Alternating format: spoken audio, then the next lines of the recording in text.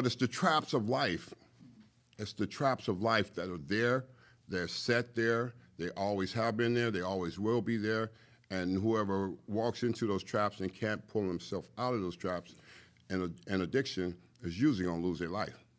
You know, you think about Prince, you know, they were talking about him, how much he has. But he's worth $300 million. You're worth nothing. You're hitting fentanyl and you're 98 pounds.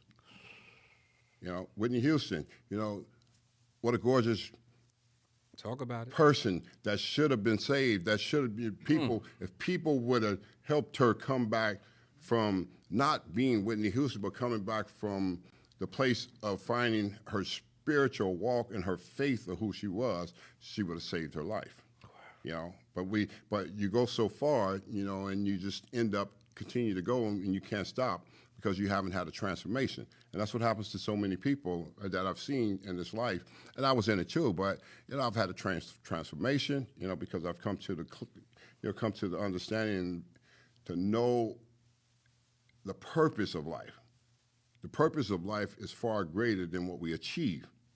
Most people think it's what we achieve, but when you know the purpose of your life, then you can fulfill the true promises over your life that's always been here.